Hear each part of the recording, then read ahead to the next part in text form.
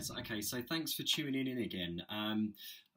Brilliant response from the other videos. We've had well over a couple of hundred people watch the videos, get in touch with me and interact, which is fantastic. This is exactly what I wanted from this whole process. So thank you very much. So today we're going to focus on carb cycling and macronutrients. I'm going for a carb cycling diet purely because I'm looking to have it fit in with my current lifestyle. So obviously, I'm a busy dad, at work, and, I need to balance the fact that, I've got a family, I'm married, etc., as well as getting into shape. So for me, it's not all one-sided. I'm not going to go on a super low calorie, carb restricted diet because I'm just going to be bummed out for 3 months. It's not worth it, and for me, it's not conducive to being a good dad and a good husband. So what I'm looking to do is do a carb cycling diet where I'm looking to retain as much muscle mass as possible whilst gradually losing fat. So in the past, again, I've tried sort of carb restricted and calorie restricted diets, and I've actually done them over a prolonged period of time, and they do work, no doubt about it. You will drop fat, but it's, for me, an unsustainable fat loss. I can get into a particular shape, but I can't maintain that shape purely because of the lifestyle. The lifestyle just will not work if you're a busy or just a busy person in general. You can't be walking about moping around all day long because you're not eating your carbs and whatnot. So for me, the whole idea of the carb cycling is to gradually lose that fat whilst maintaining a happy equilibrium as well, which is most important for me. So how I've worked it out with regards to macros. So macros are your macronutrients. They're based on your proteins, your carbs, and your fats. It's a relatively straightforward equation to work out with regards to sorting your own dietary requirements. For me, I'm currently 96 kilos. Admittedly, that's just on a set of bathroom scales. That's not my lean body mass, so that's not including sort of body fats, waters, etc. So I've based this on very basic calculations currently.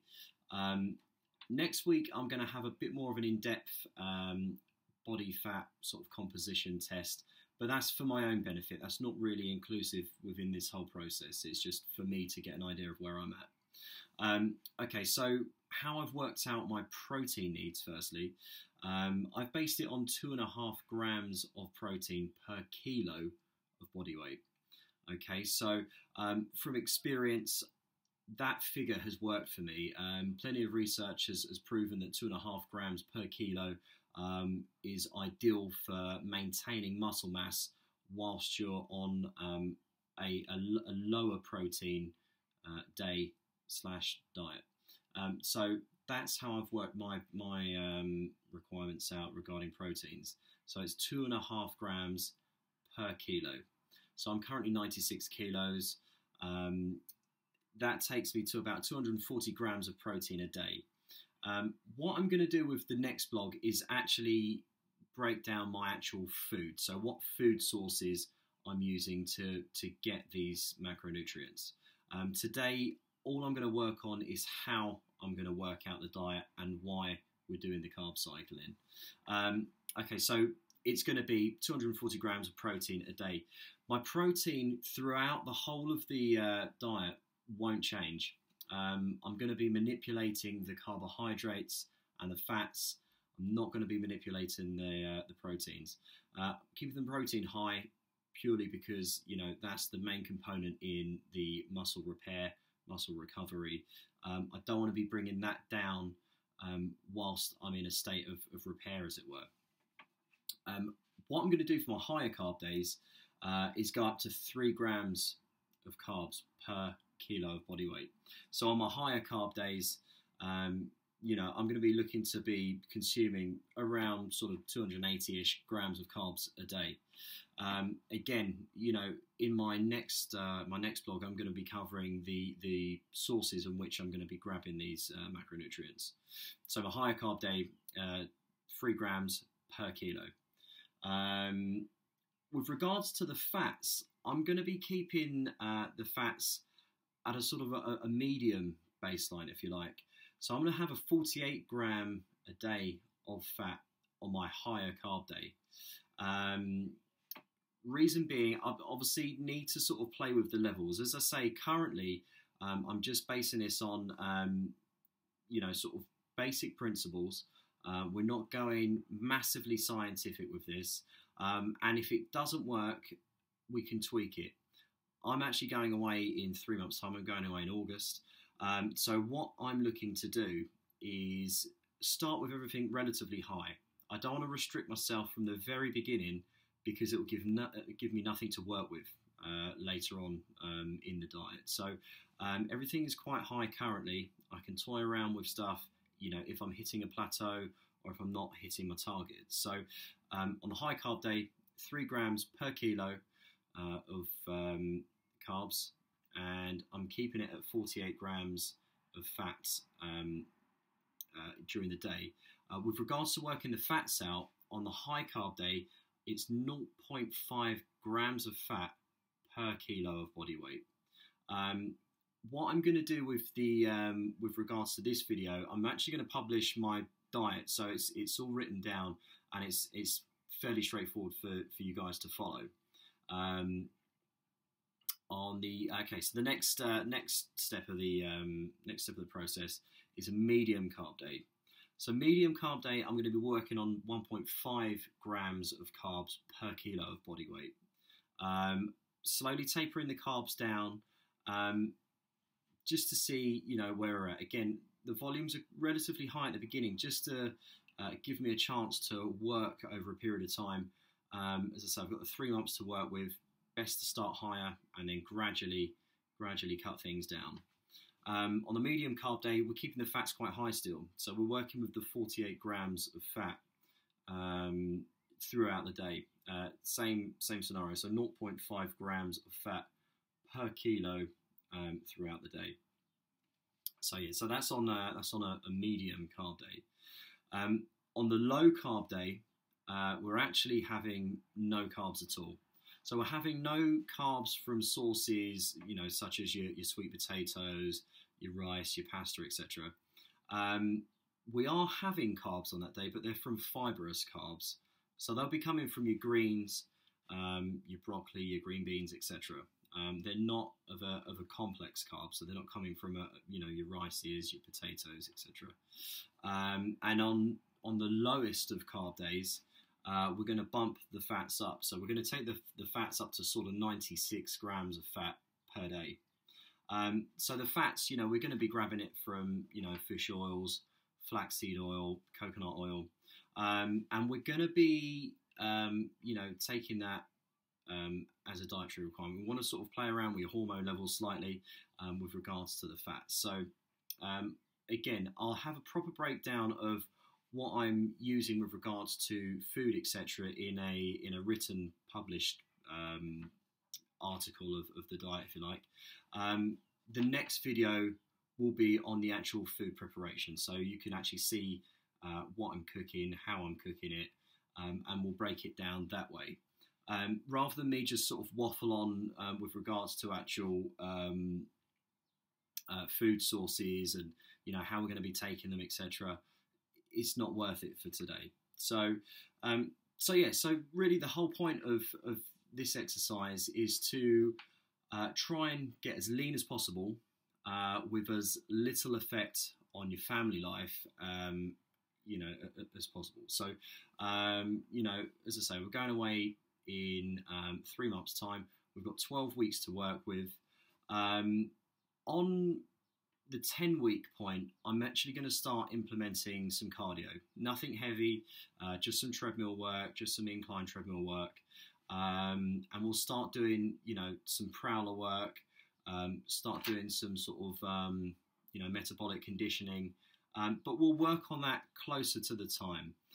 As I say, today was really about how to work out your macros and why we're doing the carb cycling diet. So yeah, again, thank you guys for tuning in.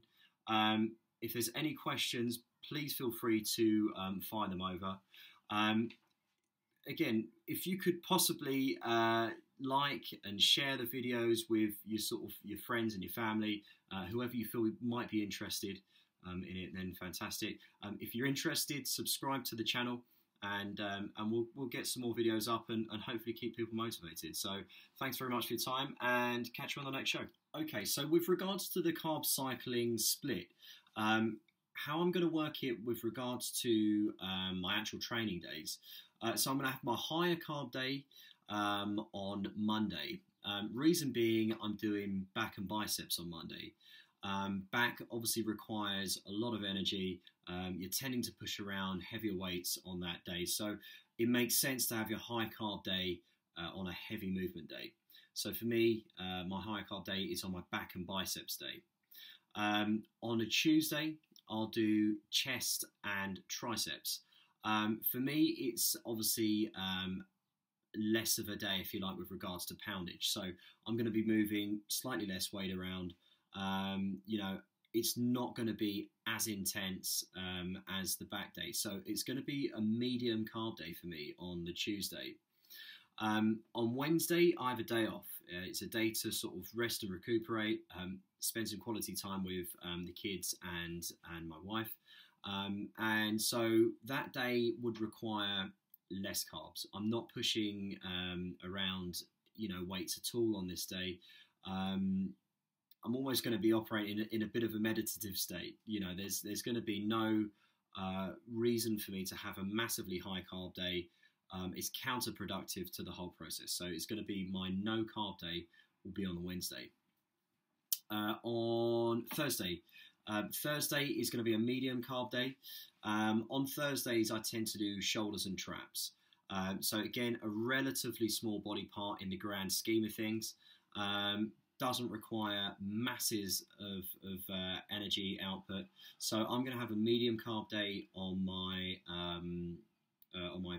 Thursday, which is the traps and shoulders. On Friday is legs day. Legs day is always a heavy day. I'm going to be sort of squatting, leg pressing, potentially doing some prowler work. I've done some on the Friday just gone and was nearly sick, so we'll see how that goes. But the Friday is always a higher carb day. As I said, the poundages are a lot heavier. On Saturday, as long as I'm hitting my macros, as long as I'm getting relevant sort of carbs, proteins and fats in, I treat that as a bit of a cheat day. So as long as I'm getting my macros in, I don't mind having the cheeky Pop-Tart in the morning, McDonald's, of a lunchtime, and, as I say, as long as I'm hitting the figures, it's all good. I always have a bit of a chilled out day on the Saturday, purely because I can at this stage. The closer it gets to when we go away, I'll see how I'm looking. It tends to be sort of 4 or 5 weeks before a show. It used to be. I'd cut it down to a cheat meal as opposed to a cheat day. So, don't get me wrong, I'm not eating crap from morning until night. I'm just having, a cheeky sort of chocolate here and there, or, sort of a burger at lunch or whatever. It's not a day of crap, but it is a day to let my hair down slightly. So that will be that day. That's a Saturday. Sunday, back on the grind. It's a no carb day. I'm not training at all on Sunday. So we're back into business. We're having a no carb day. It tends to be where I've had sort of a cheat day the day before. It tends to sort of spill over into the next day. So my low carb day isn't as painful as it may be. I tend to cope sort of slightly better, on the Sunday low carb day than what I do on the Wednesday low carb day. But again, this is a process. It's 3 months from until I go away. So it's a gradual thing. It's a gradual process. As I say, if there's no sort of movement on what my body's looking like for a couple of weeks, then we start tweaking things. We start playing around with the carbs and the fats. The cheat day becomes a cheat meal. And we work it as a process. Remember, we're doing this whilst fitting it in with being a family man, with balancing a number of other issues. I'm not a single guy, living in a bachelor pad on his own. I've got other people to consider, and it's important that this whole process doesn't affect absolutely everyone else. It's a personal goal, and you need to consider others whilst you're doing what you're doing. So, again, guys, thank you very much for tuning in. Give us a shout, like, subscribe, and I'll catch you soon. Bye.